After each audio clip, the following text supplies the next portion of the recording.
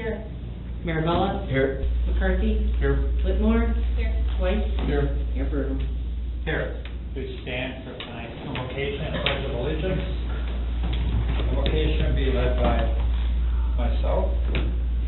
Lord God, we give you thanks and praise for bringing us together to serve you and our neighbor, so that we will make the right decision for the people of Winthrop Harbor.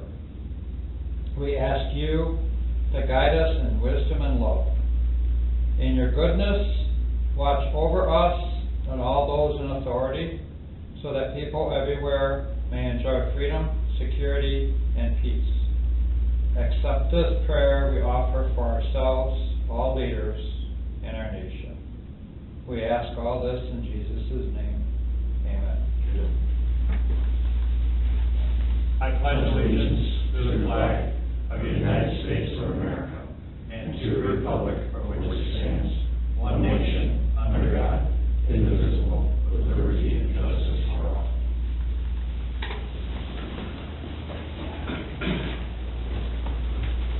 Tonight's meeting under new business, discussion and consideration of the approval of an intergovernmental agreement, IGA, with Lakecom for 911 dispatching services. I believe, Dave, I'm going to turn it over to you or Mike Sheet. To Mike Sheet. Mike Sheet. Good evening, Mayor, Board of Trustees. I'd just like to introduce a couple of guests we have here this evening. Don Hanson, who's a representative from the Village of Mundelein. He's been one of our partners in Mundelein for the last 5+ years with dispatch services. And Jim Hawkins has been intimately involved in this project from the Lake County side. And I think you all want to see it. So I'm going to provide a brief overview of our dispatch services, kind of past, present, and future, along the lines of tonight's topic. So everybody's been here long enough. Previous to 2018, Winthrop Harbor Police Department provided 24/7 dispatch services for police, fire, public works, and a couple of other agencies over the years. At that time, the annual budget for dispatch was about $100,000 on average for operating costs, and with our full-time and part-time positions, we averaged about $350,000 a year in salary costs. With our 911 surcharges at the time, going back to 2018, prior to our consolidation, we were receiving about $65,000 a year in 911 revenue, which offset some of the expenses that we spent on the dispatch services.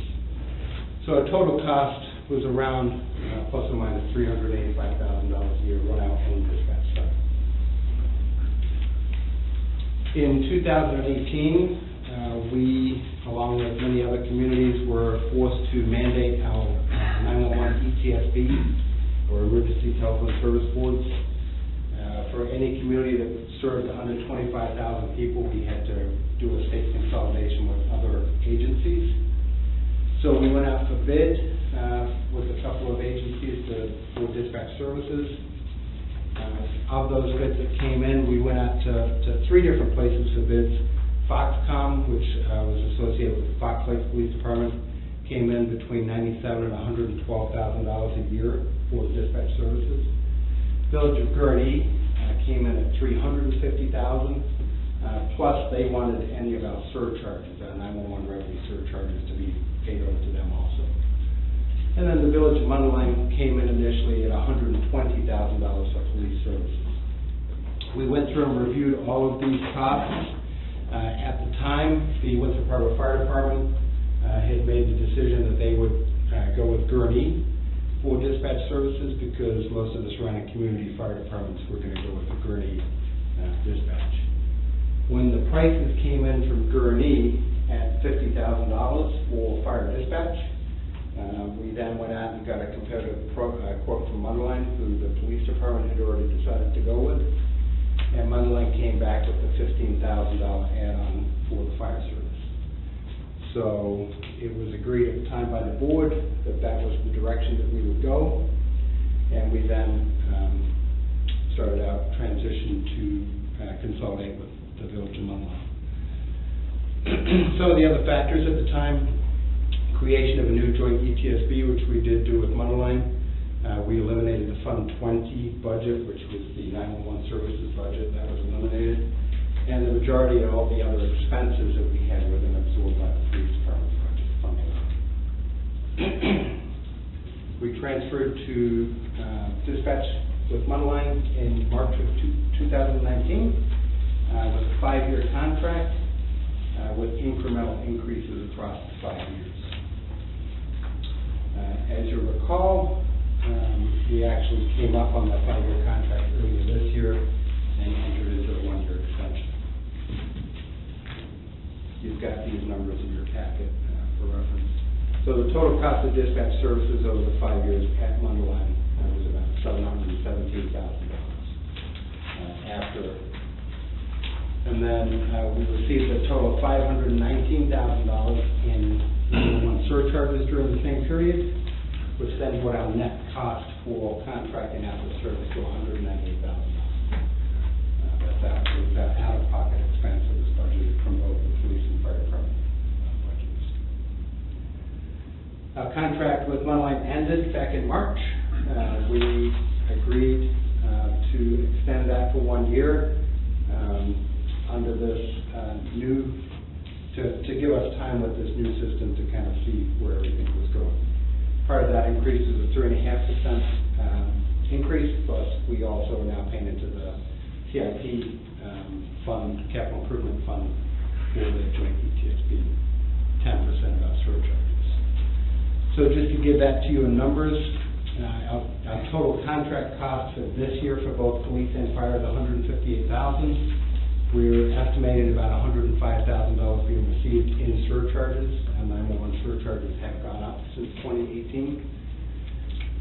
Plus the additional CIP investment of $10,000, our actual net cost this year will be about $63,000 for dispatch services, which, if you recall, a couple of pages back, has gone up about from about $40,000 a year, so it has gone up incrementally.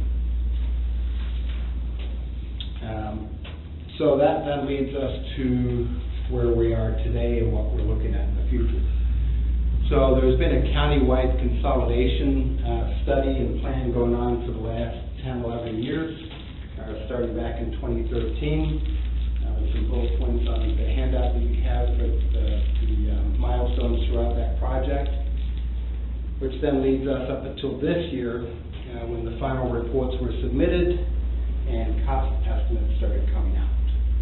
And that is when everybody kind of started noticing, the costs that are going to be associated with this. Part of that, the last packet that came out, there are some IGAs that are before you this evening that, as a part of this LATECOM, they would like to have signed in, but we'll discuss those a little bit further as we go on. So where does that leave us? So we're going to discuss the LATECOM project a little bit. It's designed as a single-function dispatch center with experienced staff and state-of-the-art technology. It's been built from the ground up. Lake County provided the funds for the building.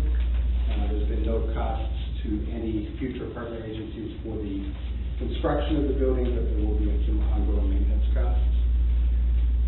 The initial plan is that 911 surcharges will be pooled with all of the agencies that do enter into this agreement.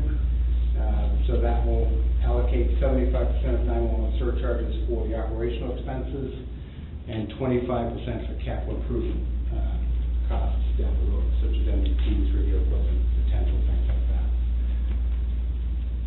It's intended to be a long-term solution. With future enhancements, there's been talks of adding fusion centers and those types of things into the building at some point in the future. When we look at cons, obviously for Winthrop Harbor, it's going to be a significant increase in price. We will get to that in just a moment. As far as operations go on the police side, there will be the potential that the police department will have to share a dispatcher with another agency or two. Likewise with the radio bands. We were fortunate in 2018 when we went to Mundelein to get out one Starcom band. So we've been operating out our own radio band with the inception of this concept. That would be probably too many resources for them to handle, so we may have to share radio bands with another agency or two. And then we have the issue that we did have with Mundelein. When we consolidated with them, dispatchers were not familiar with the village, familiar with the town, the streets, the businesses, and I know that there was some frustration early on with people calling up and saying that they were at a certain place and the dispatcher didn't know where that was. We've worked through, I think, a lot of those, but there's certainly the potential for that to happen again. There is a minimum 5-year commitment listed with the IGA at this time, and that includes a 2-year cancellation. But if there's any questions on that, I will defer to Mr. Hawkins. Costs. So based on the information that's available at this time, which is estimated, the estimated annual operating budget of the agencies that had initially indicated an interest to joining Lakecom is $17.6 million. As I mentioned before, 911 surcharges are going to be pooled. Those total about $8.5 million, which leaves around $9 or $10 million that needs to be shared across all the agencies. I believe there was another $1 million in there that was going to come in from Lake County proper to assist with this. So they went through a bunch of different cost-sharing models. I did print out some of the information on that, and that's been provided to you just on the, I think there were 4 different cost-sharing models that the finance teams reviewed and looked at. And the one that was ultimately agreed upon, or at least decided and put into the final document, was this breakdown. So for police, it's 39% sworn, your number of full-time equivalent personnel, 39% population, and then 22% of EAB, which is your equalized assessed value of all the properties in the village. For fire, because fire have a better handle, but fire tracks their call numbers a little different than the police department does. So they're able to use their call data for this type of thing. So they're breaking the fire cost down 39% by activity, and then the same on the population and the EAB. The difference between those. So if we look at the percent shares across the board, and again, you've received all the documents that have the proposed budgets in it from the Lakecom proposal. The police department would be taking on a 2.01% share, which would equate to $137,000 a year for dispatch services. And I've put this in here just so you can see a comparison. So our current contract with Mundelein for police services is at $139,000. So the actual gross cost of the dispatch services drops a little bit on the police side. For the fire department, they're taking a 1.58% share, $35,900 cost. Currently, under the Mundelein contract, their cost is $18,000. So the fire department is going to go up in cost quite significantly. So when we add all those up to get the numbers, what is not being accounted for here is the 911 surcharges. Under the current arrangement with the joint ETSB and the agreement that we have with Mundelein and North Chicago for the ETSB, those surcharges come back to us and we can apply those to our expenses. Under the Lakecom program, those surcharges will get pooled with everybody to reduce operating costs. We won't get the direct benefit of those when we go to write the check.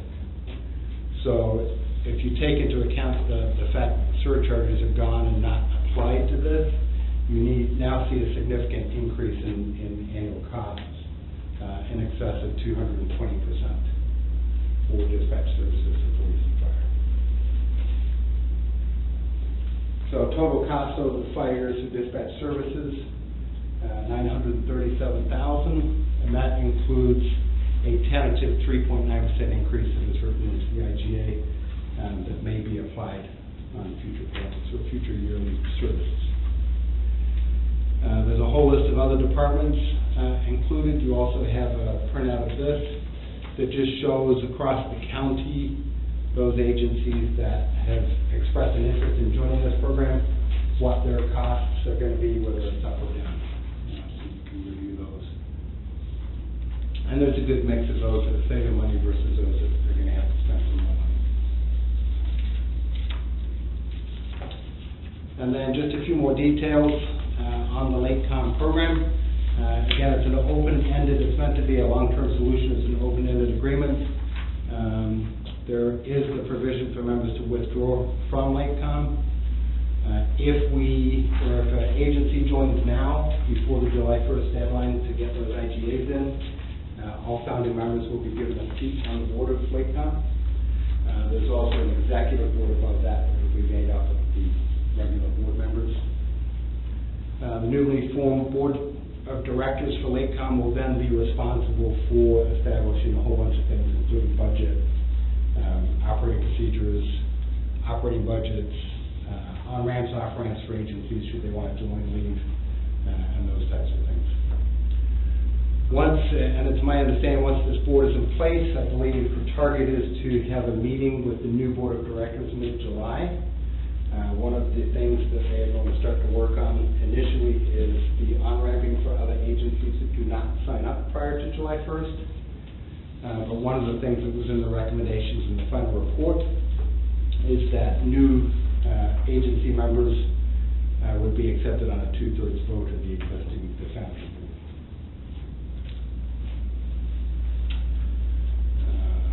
So we just covered that. The IGA also provides a provision in there that any debt that is incurred by LakeCom would be incurred by the founding members, would be transferred to the founding members. Again, Mr. Hawkins could probably talk about it a little bit further. Based on the meetings that I've been to, I don't believe there is any debt at this time that LakeCom has. Members may withdraw from LakeCom after 5 years and upon providing a 2-year notice that they're going to withdraw. We talked about scope of services. So there's operational committees, meetings ongoing on the side of all these PTC committee meetings. And the final scope of service has not been defined yet. They've done a lot of work on it, but it's not there yet. So I can't tell you, here's the scope of services and here how it compares to what we have today.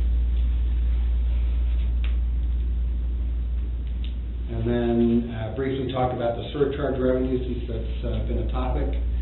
So currently we are a member of the joint Central Lake County ETSB, which we joined when we consolidated with Mundelein. North Chicago later came on as a member of that board. There will be a board meeting in July for the joint Central Lake County ETSB, and information or notice has been given. At that time, notice has been given by Mundelein that they intend to join LakeCom, and there will be a vote at the board meeting in July to effectively start the dissolution of the joint Central Lake County ETSB.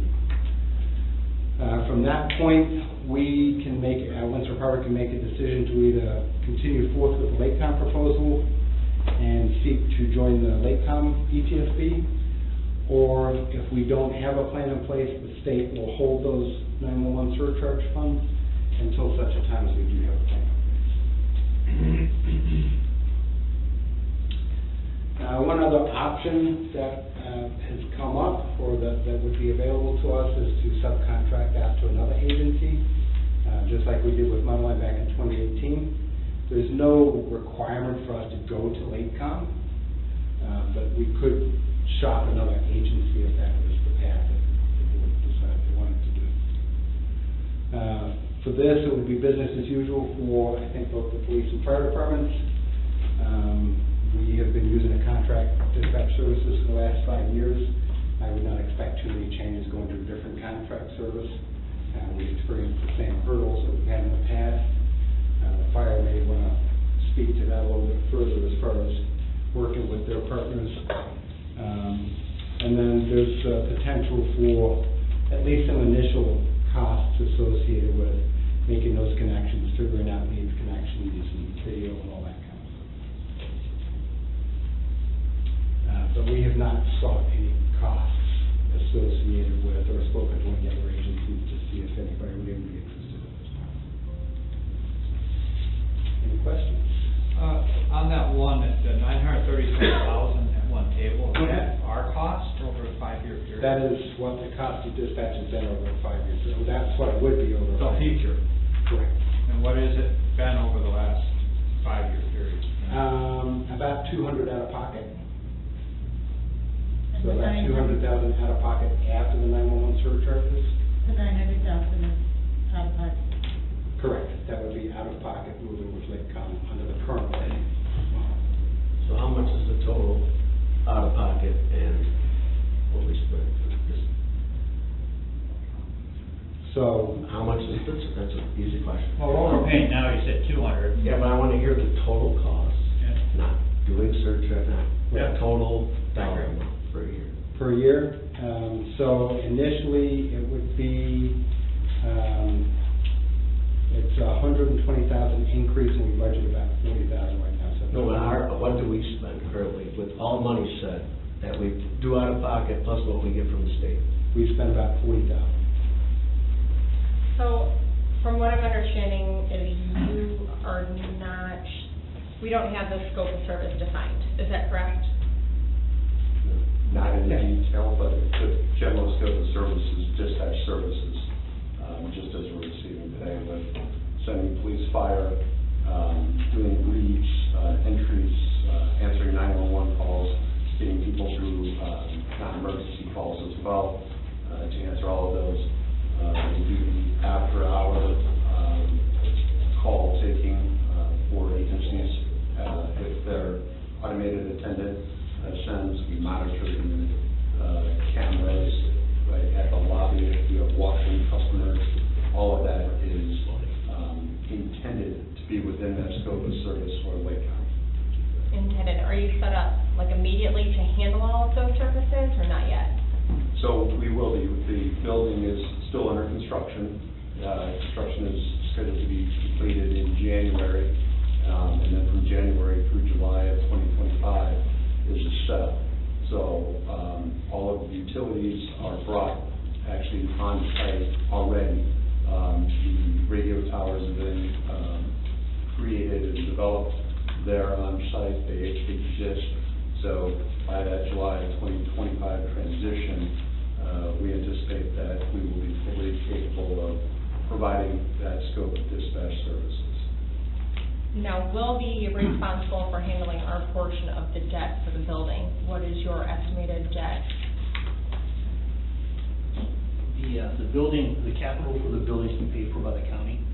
So the backward debt, as within the current IG, is being paid for by Lake County. So they're paying that $40 to $50 million to build the building, which is also the whole of the Lake County's emergency telephone system work. Going forward, there'll be a lease between Lake County and the county that's included in the budget to pay for the square footage and all of those other things that go along with owning a building, but there's no capital debt for the building at this time.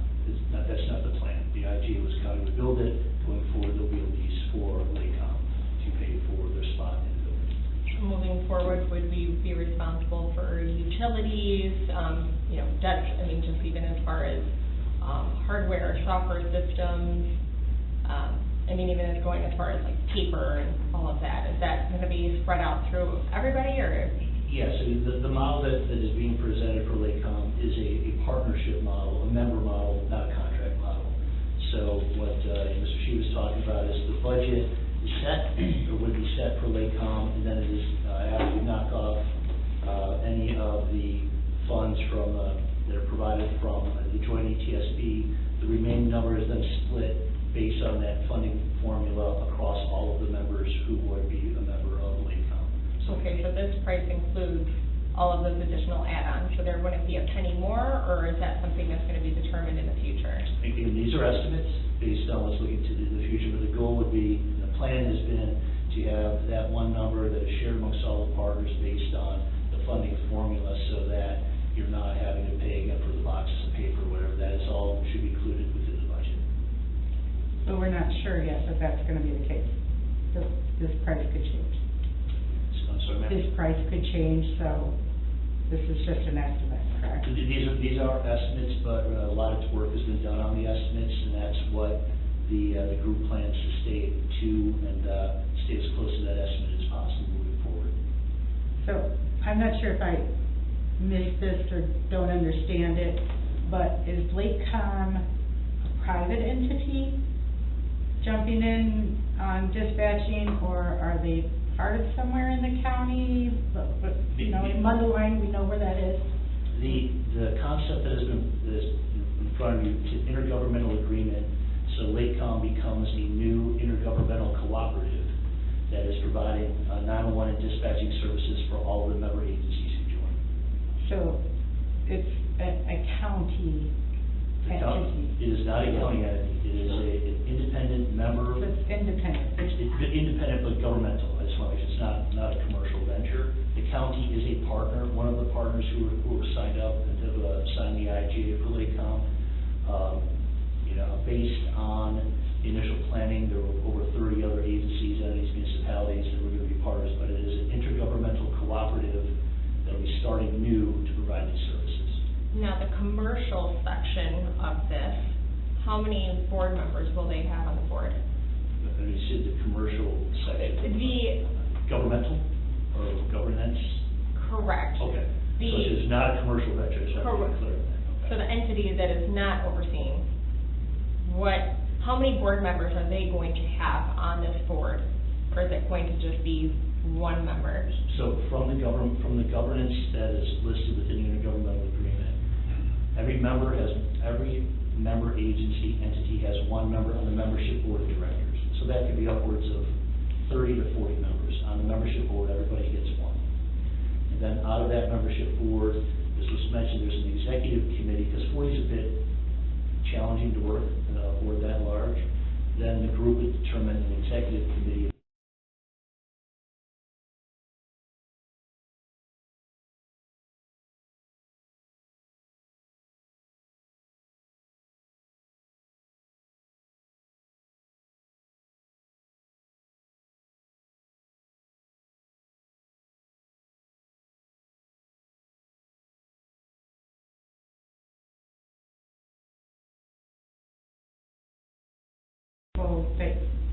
Current PSATs and filling additional with new hires.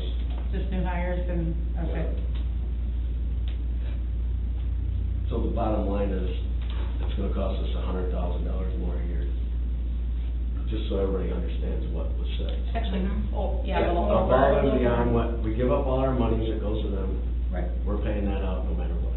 That's what's at stake here. So just to make just so everybody's on the same page and we're all understanding that in doing this, they forced this on us, yes, a while ago. They didn't force this on us, they're asking us to join. But basically, in a nutshell, we're gonna pay $100,000 more from what the numbers he said and what we have basically. I mean, it's not right on the head, but that's what's gonna happen. now there's a chance I might have missed it. What do the projections look like over the next 1 to 4 to 5 years for increases in pricing? The budget group looked at, and it's played into that table. I think it was somewhere between a 3.5% and 5% annual, but I believe the tables that you have, those estimates were included on the annual Yeah, side. I'm sure the 3.9%. Yeah. Okay, thank you, I just missed it, I apologize.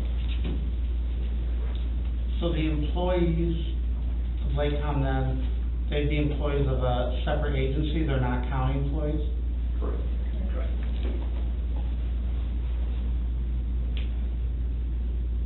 They're still public employees and they qualify for IMRF and that sort of stuff. Yep. What's another, like, example of an agency like that? The model, if you look at DuPage County has really two major dispatch centers. One of them is DuCom, and the other is Addison.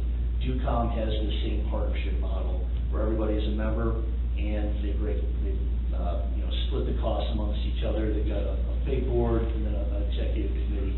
So it's very similar to what DuPage County does currently with in DuPage County at DuCom. Addison's more of a contract model that you're kind of used to. The studies that have been done previously showed that and recommended a lot of models similar to this so that you have that membership and you've got that representation across the board that you're kind of governing yourself. So DuCom is a very similar model to answer your question. Other than like dispatch centers, is there any type of like agency that'd be similar, so I can understand sort of the existence of this, like, of how it operates? I would say the best example is DUCOM and DuPage County. Is there So anything other than dispatch, Centers, other than dispatch centers, any other like agencies, like government agencies that are similar that? So Yeah, like intergovernmental, yeah, that are created the same way That you would that exist. understand and be That's able to how I I would think, this, I'm getting a little bit outside of my expertise realm.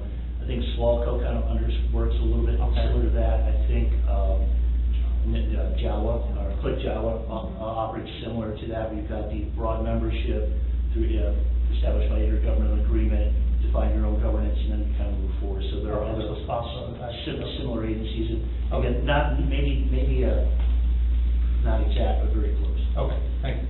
So this has been a 13-year process, is this correct? The study started way back in the day, so yes, it's been looked at for at least 13 years. I haven't been there that whole time, but it has been something that's been looked at for a while. So I'm assuming you guys have been kind of mirroring what DUCOM is doing? We looked at DUCOM, we've looked at other models as well, particularly from the governance side, that the partners have looked at that and looked at a lot of different models that had probably 3 different outside consultants come in to take a look at what governance should be, what are the best practices we would try to apply, the group is trying to apply those things the best they can. Are you familiar with DUCOM's numbers? Which numbers? So like what they proposed in the initial, in the very beginning, and what their numbers actually look like, and then what those increases look like year over year? The numbers for DUCOM did start a little bit differently from my research, because they started with just a couple of agencies, and then they were able to grow over time. This is a little bit more of an all-at-once type of approach, but the comparisons between DUCOM and the Lakecom model, I've looked at those, the prices are somewhat similar. DUCOM does have more folks who are partners right now and cover a broader, larger population at this point in time than what's estimated for Lakecom, but those have all been looked at on how they do business and what their numbers are in particular, as well as other consolidated centers throughout the country that our consultants look at. How many communities do you have already signed on? Give me 1 second to pull that.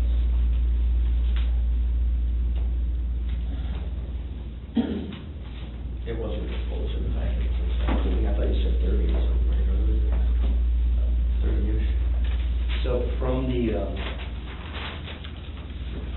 currently signed on as of Last night.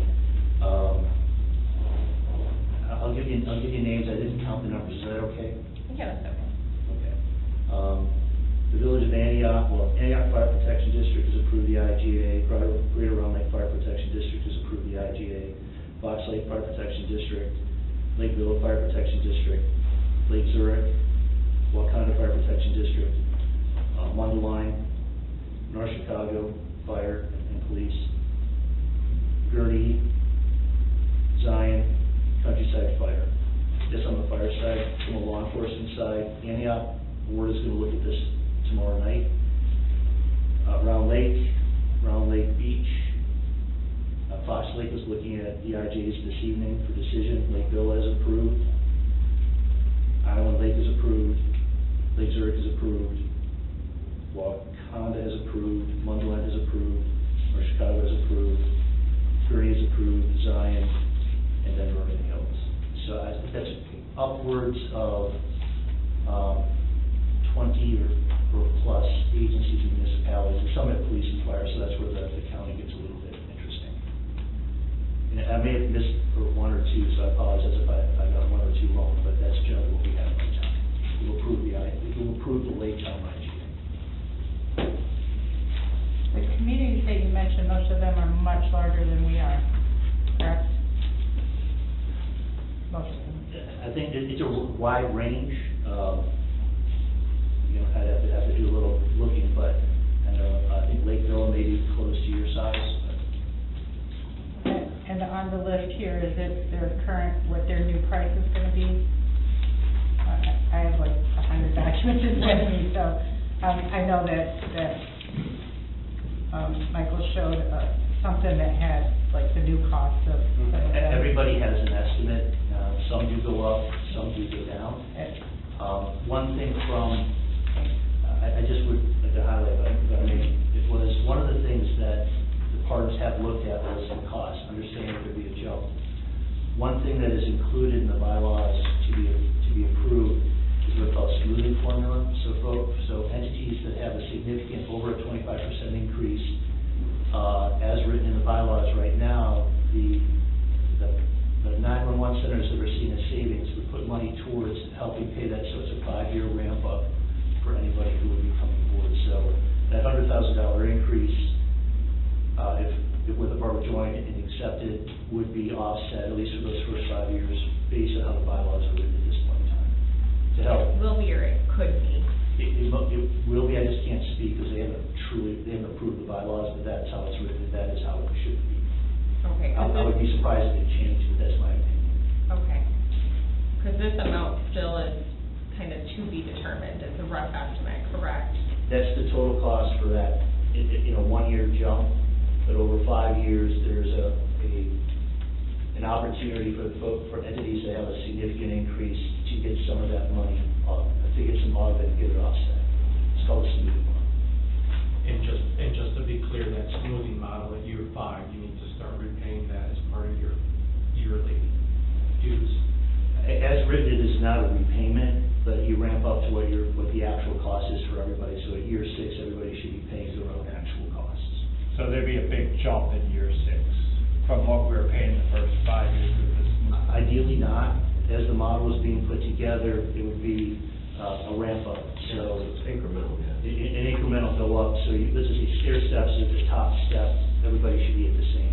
We'll be paying what the math. So it should be close to what you're, it's not a big jump at that point, you're gonna be 30,000, 50,000. You're jumping every year, actually maybe at a 20 or, I'm not talking Yeah, numbers, I'm yeah, just just throwing it out there. a $20,000 or $30,000 jump each year, because the consultants, partners all realize that everybody started in one place and ending in a different place, but that was one of the tools that's out there to try to help bring people on board. And now, you will be keeping 100% of the surcharges, correct? The model, the surcharge money falls really within the realm of the new Joint Emergency Telephone System Board and the Joint ETSB. The alignment between Lakecom and that new ETSB is one of the key assumptions, and the significant amount of those surcharge monies are what's offsetting to get to the current prices that you have right now. The prices are based on an offset of operations and the technical coming from that Joint ETSB money. That was what one of the models was based on. So, yeah. Sorry. Okay. I'll try to get a yes and no answer to it. I'm just trying to figure out Sorry, take why we would jump out for a huge amount of an increase and lose our ETBS fund and not really have a concrete amount of numbers yet. I mean, there's no, it's an estimate, and it could change. We wouldn't know that right now, and we might get that later, and it just doesn't, I don't know. I'm not getting it yet, so. Now, do we lose all ESTB funds if we do not join Lakecom? No. You do not lose them. The state requires you, the state will only pay those funds to ETSB. So you don't have access to them once the Joint Central Lake County ETSB dissolves. And that dissolution would occur upon the approval of this new Joint ETSB. When that happens, the Joint Central Lake County no longer exists. If you guys, Mundaline, North Chicago committed to joining the new, the state would withhold your funds into the state coffers until such time as you found a new joint ETSB to become a member of. Now, let's say, just putting hypotheticals out there, Gurney, Zion, and North Chicago all decide that this isn't going to be for them. They leave after 5 years. Do we now see a large increase because they have high numbers and, they're paying a good portion of this? that gonna fall then evenly throughout everybody else, or how is that gonna work? I would say you wouldn't see a large increase because the staffing is the majority of the cost of the operations for Lake Com. And if three entities like that did decide to leave, form their own dispatch services, whatever that would be, that staffing level then decreases. The lease agreement with the county and the participation there, we expect this to grow. We expect agencies like the sheriff, like Waukegan, to eventually become partners in this entity. We don't expect people to leave this group. It's going to be the efficiencies of the 911 call handling and the dispatching of services, and that's truly the key reason why all of this got started. The call transfers for emergency call services delayed significantly, and the chiefs can talk to this, significantly the emergency responders to any event, whether it's a cardiac event or a tanker that's tipped over and sitting in a three jurisdiction area. That occurred about 2-3 years ago with Winthrop Harbor, Zion, and the Lake County Sheriff, where there was a toxic chemical spill, and that those 911 calls just keep getting pushed to different dispatch centers. That's not ours, that's not ours. Well, we don't know if it's ours. Okay, who are we going to start? So that response is really the key to it. We expect it to grow with the fire and police services being expedited and being handled much quicker and much better in this consolidated center. That has been the purpose of consolidation from studies of Mundelein and Vernon Hills and Libertyville engaged in 2008, was to handle those call services, get those 911 responders responding as quickly to those calls as possible. The numbers, again, go back to staffing. So if the staffing decreases from agencies leaving, and it has happened in ACDC with Cook County Sheriff leaving, or the DuPage County Sheriff leaving ACDC, moving to DuPage, those staffing costs reduce because you're not staffing those positions, so your overall costs come down. So in reality, so let's just throw out a number 10, and each municipality is paying $10, and 3 leave, and just to follow up on her question, 3 leave, and then you're gonna take some staffing off, so that takes away half of it, $5 on each, and now the rest of the $5 is gonna be split up between everybody. So the Lake Com proposal, the annual budget is that it's approved by the member board, the larger member board, at the beginning of each calendar year. As Mike talked about, the separation period requires that an agency give at least 1 budget year of notice that they intend to leave. So that allows the larger member board to look at the budget, to look at the reserves, to look at that cost and that impact, whether that's an increase or a decrease over cost, over staffing needs, to plan for that. So it wouldn't be a surprise, we're holding a January budget meeting and, oh, by the way, your costs have gone up 10%. That wouldn't happen because that notification that an agency was going to leave or going to join on would have an impact on staffing, would have an impact on budgeting, but there would be a year worth of opportunity to build that in, to know what those costs are going to be. So it's a minimum of 1 year, likely, depending on where that decision is made by boards or agencies to join or to leave. That year becomes a year and a half, maybe a year and 3/4 of time of notice. If an agency decides to go with a 5-year commitment, and let's say it wants to opt out after 2 years, is there a penalty? There is no penalty. I think. To opting out? as Mr. Sheets said, as the IGA is written, there's a 5-year commitment, 2-year notice. If you look at a number of the contracts that are out there, some folks are actually at 7 or 10-year contracts right now for dispatching.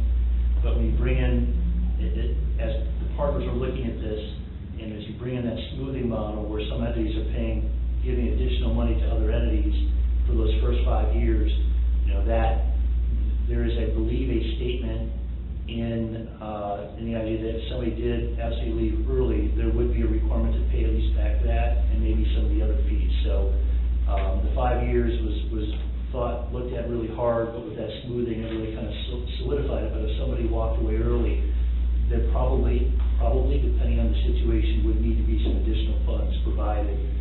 But that would be for that future board to review, discuss, and to take a look at, and possibly put further guidance into the bylaws. But I think you could expect that there'd be an additional cost if someone left before that. So there is really no language that is really firm on that yet?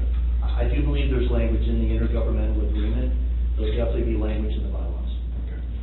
So what you're saying is there's a good chance we would be responsible for those 5 years, even if we do not stick with the 5 years.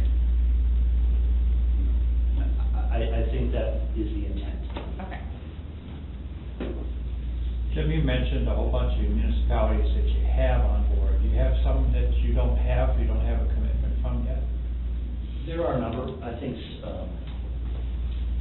some that I believe are probably going to make the decision after July 1st. There was a number, needed to set a date to set LACOM to get that board established. And July 1st is that number, or that date. Some of the entities who haven't committed yet, and I'll just put a couple other, I may miss one or two, but I know, like Newport Fire, I think they're still considering, I think they're going to be in July, considering it as an example. Obviously Winthrop Harbor. My understanding is I think Round Lake Beach and Heights are going to also be discussing this in that first week-ish of July. Kildare, Hawthorne Woods, I'm not sure where they stand on this right now. Tower Lakes, and then Libertyville is having a special meeting on the 1st of July to discuss this. So those are the ones I'm aware of. And just so the board knows, in our conversations about this, we've been talking about this quite a bit. Staff did send a letter asking for a 90-day extension. I was going to bring that up. For a 90-day extension. Unfortunately, we didn't receive acknowledgement that they received the letter, nor did we receive any other feedback. So we don't know if there's an extension at this point? The extension was an 90-day extension from July 1st in order for us to work out these details and understand a little bit more. Are they able to provide an answer on that? The letter was forwarded to the LACOM board. They're the ones that would make the decision. Can you help us why? we don't There have was, it? as the kind of the executive agent for this, I received a couple of letters, I believe, without looking at my notes, included Winthrop Harbor's letter from Mr. Talbot from Kildare. He's a Winthrop Harbor from Kildare. And I spoke and let him know those letters were received. They were forwarded to the PSAP Consolidation Committee chair. It was asking for a delay in between meetings as a major milestone was going to happen. So there were conversations with Mr. Talbot, who sent that group of letters that received. They were forwarded to the chair of the PCC, PSAP Consolidation Committee, and talking with that board said that there's really not an ability to stop at this time. The decision's made not to make an additional 90 days. But I also spoke with Mr. Talbot about the difference between July 1st and after July 1st is just the process to become a member. So they were received, and Mr. Talbot knew that they were received. I did speak with him, I believe, that day. I'm sorry, who is Mr. Talbot again? He's Kildare. Administrator. So, but not with the Harvard administrator? A group. It was a group of people. We were Team effort, there you go, thank you. So we will not be getting a 90-day extension, is what you're saying? The 90-day was not.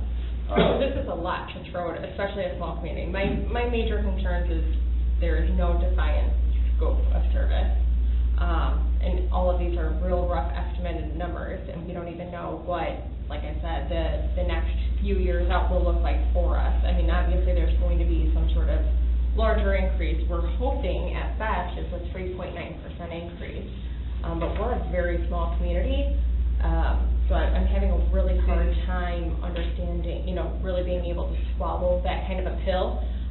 So I would assume the county could understand that, and maybe grant that 90-day extension, just so we can kind of have a little bit of a breathing room here. If I could, just a couple of areas. The county is just a partner. This is not a county program. Okay. It is a number, again, this is a coalition of the willing who have been working together, at least over the past 2 years, based on the PSAC group. They grew out of a different group. The scope of services, I think what you had received as the draft bylaws, I think it's tab 3, appendix B, does cover the general scope of services that both from general law enforcement and fire. So as Mr. Hans was talking about, there has been a good amount of talk on what scope of services is and the generalities of what needs to be done. From the 90-day extension, the 1 July, the June-July timeline has been out there for quite a long time within the partners. And one of the things that timeline is tied to the partners as they looked at it is trying to get to that FY25 budget. So that ideally, for all of the members and the partners can have a good estimated real budget with better numbers by, let's say, 1 December, so true planning for fiscal year 25 can happen. And the further you kick all these other things down range, the further that gets kicked down range, and it could cause some other pieces to get jammed up on the backside. So that was kind of the calculus on getting LACOM established, knowing that some members may not be able to approve by 1 July, but there's still time to approve, but it's just a different process. That would be a 2/3 vote by that LACOM board instead of chasing the IGA all over, Lake County, kind of like we're doing now, just to get the establishment. So I just wanted to clarify. Right, and I understand that there is a general scope of work, or service, I apologize. But again, for a town of our size, we don't have that swing that we're able to do a $20,000, $30,000 swing. We don't have that.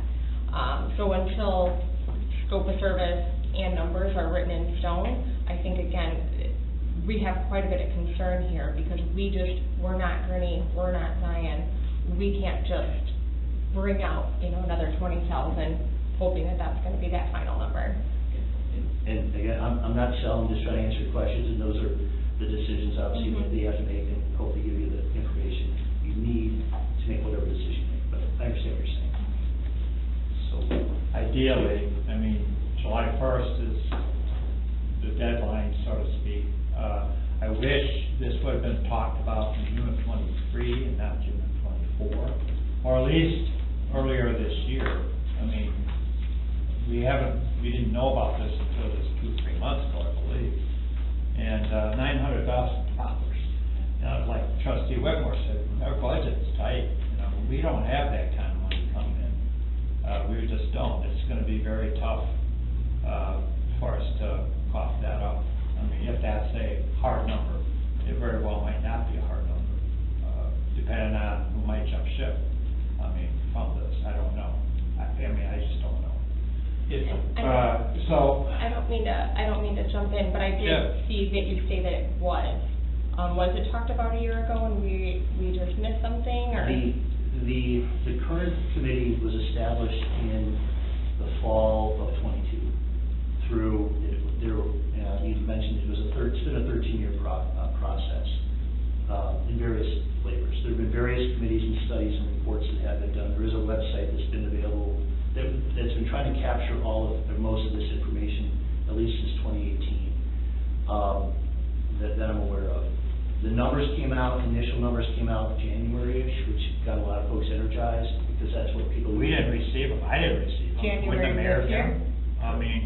There was an initial estimate that was available in January. Was that sent out to the village, or, I know you said that there's a website, but unless we're made aware of the website. I can't speak to how to, the current process has been working through the current 911 center, so I think Mr. Hanson maybe can speak to that, but there have been a lot of moving parts. There have been a lot of plans, and they've been trying to push as much information as we can. Currently, it's been going through the current 911 center as well. Let's see if Mr. Hanson can answer that. So as the committees, the working groups were formed, all of this, from staffing to cost, were all in proposals. And as those documents, as those findings were approved by the PCC, the information was sent out to the partners. So Director Sheedy, the chiefs, would have received those documents that had suggested staffing models, formulas that were generated, and proposed costs. So those numbers were shared with you guys as partners from Moneywell. I never received that. In January-ish? 2-3 months. In January that was really when the first estimates came out and funding formula numbers. Really, it was the funding formula. The funding formula came out, and based on the feedback that was received by partners, the funding formula did change between January and what we see today. Okay, so when was the communication then sent out to? When it was sent out to I can verify that, but I don't have it. approximately any, Would have been as soon as January those documents, after. within a week of those documents being approved by the PCC. So a lot of the working group discussion was just that. It was concepts and discussion about how they would get to a funding formula, what the staffing would be, what the needs would be. And then once that was brought back to that PCC, which is a collective of all the agencies, and finalized and approved, then those documents were submitted out to partners. Okay, so rough stat, we're just looking at 3 months, 4 months, 6 months? 6 months, probably. I can find out for sure. Yeah, no, that's okay. Yeah, we're just trying to take a stab at trying It to would've been- understand it all. yeah, 6 months to kind of take all of this on is a lot easier, a lot more breathing room than We've had easier, yeah. few We would have meetings done that our we've homework had. and do our due diligence for the village. yeah. Mayor, Yes. I'm ready to make a motion. Well, I'm just gonna say, option one is to approve the agreement with Lycon. Option two would be to hold off and direct staff to continue to work with Lycon to get more hard numbers. I mean, whatever the board wanted to do, option one or option two. I mean, if anybody has any more questions, please. Can I ask one question there? Sure. One of the beauties of elected government, of democratic government, is that we elect our leaders. We select them within the community, and if they don't meet, if they don't bring in a budget, if they don't deliver services within a cost that people don't like, they can fire them. So, you've worked from an agency up perspective to create, or your people, your groups, whatever it is, they've created on an agency by agency basis, which is 2 layers removed from the people. Because the agencies are selected by the choice of the elected body that hires the people, that approves it, so on and so forth. So where in this, and this goes to the future, where in this is, I haven't heard a word about cost containment or how that's going to be managed going forward. What incentives are there for a group of agencies like this that have joined together to contain costs? Particularly when the reality is that this is a fairly specialized field. And typically, people that operate PSAPs and even ETSB boards tend to be the agencies. Where is the cost containment? And what's the pressure, what is the lever that holds down the expenditures? Within the model, within that IGA, well, there was talk about that, and you mentioned the elected officials. I think as listed in the IGA, the member board for a municipality is recommending that it be that mayor or board president, that elected entity, to be part of that member board. And the member board would be approving the budget, and that was the goal. I think as the partners talked, I got to sit in a lot of those conversations, but that was the entity that would, I think, to answer your question, have that cost control, have that proper oversight, was from that membership board who would approve the budget, ideally made up of selected by each entity to represent on the member board, but it was recommended to be an elected in many cases. I don't know if that answered your question, but that was the construct. And then, the one individual I did forget to mention within the construct, you've got your member board, the executive committee, but then there's an executive director who, if they're not doing their job, that board fires.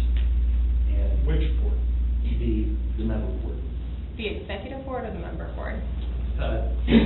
You'd probably, I think how it was drafted in the bylaws, the executive board would probably make a recommendation to the member board, I think. I'm going by memory. So another concern I have is we need to vote on this in what, 6 days? Or we need to have an answer for you in 6 days. And I've heard a lot of I think, or it might be, again, I work on concrete numbers, concrete facts. It's really hard for me to make such a large decision for our community based on I think it might be and it could be. Is there any kind of concrete documentation we can get prior to those 6 days from now, or? I guess what, the most, that was in the package, I think you have the whole proposal, those are the concreteness that exists. Okay. So I think it's about 600 pages, so. Yes, no, I got it. If I may, there's, like the mayor says, there's gonna be 2 options here. All options carry their proportionate risk. There are a lot of unknowns. But correct me if I'm wrong, that we have the option to hold off and to work with Lakecom to continue to get those hard numbers to the point where the board feels comfortable in either moving forward with Lakecom or selecting another option. So we do have options here, but they all carry their associated risks. And part of the associated risk, if we don't move forward today, is the process hasn't been defined. In case we do want to go, that 2/3 majority to vote in, has that been defined? I believe it's in the IGA, so that would be a defined. And I'll pull that out, but I believe that was in the IGA, so that would be part of the governing document. And So just out of plain old curiosity, if you're not finished, I can. Plain old curiosity, these the board members, the executive board, the executive director, are these paid positions? The executive director is none of the board It is. members. And it's, What's the pay, compensation? right, the pay is. I mean, There are pay scales that we received based on national averages. We anticipate. So it can, okay, we're good. That'll answer that question. If I could just add one thing, as they've mentioned, and this is not a pro or con, this has been going for a long time. And there have been meetings, and what was brought down, I don't know, there was an original thing with founding members were getting an advantage, right, or pros. So back how many years when we started, there was 30 communities you could put in, or so much money, 30,000, wasn't it? 30,000. To be a founding member. Some communities jumped in and put the 30,000, some didn't. And that bought you a seat at the table, so to speak. So we had operations committees, we had policy committees, they met monthly for how many years? I was on the policy committee for at least 5 or 6 years before I retired, and we met and this process was going. So I think some of that information just never got trickled down from previous department heads, maybe the best way to put it, right? That info did not get trickled down. That's my thing too. Whereas, in other communities, the department heads were constantly keeping their administrators, not to say make a decision, but this is the direction you're going so that you can start planning or saving for what you were going to do. So I think that is part of the decision-making process now, that you weren't given that information quick enough to start making these decisions.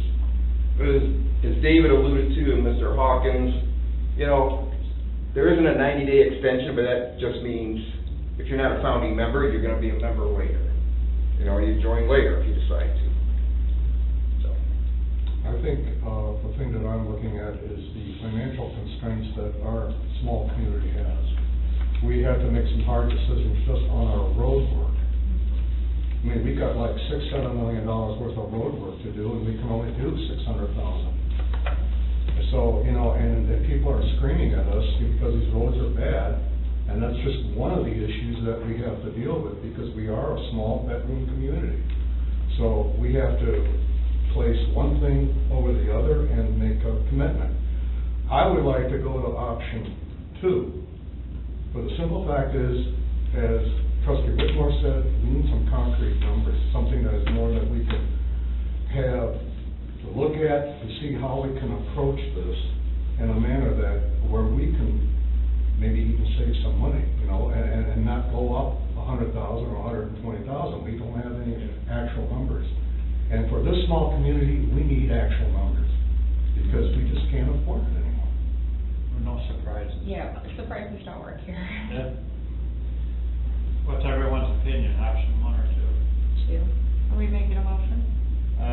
Well, just getting your option, We then I'm have to gonna get ask my for a option, motion. would be 2. You making a motion for option 2? I will make a motion for option 2. We need to have some concrete numbers. And a second? Second. Okay. Roll call? Brady. Aye. Mirabella. Aye. McCarthy. Aye. Whitmore. Aye. White. Carried. Thank you. I think the biggest draw of that was the 2/3.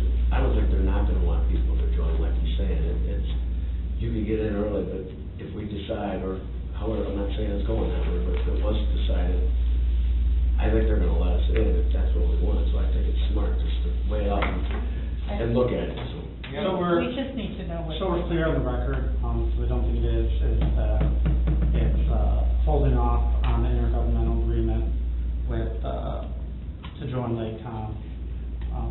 Because I don't think that's clear on the board and everything. And directing staff to continue to Yeah. communicate with Lake County with more hard numbers. Yeah, so I'm just making sure, like, for the recording and everything, I don't think that's. Thank you, Trustee McCarthy.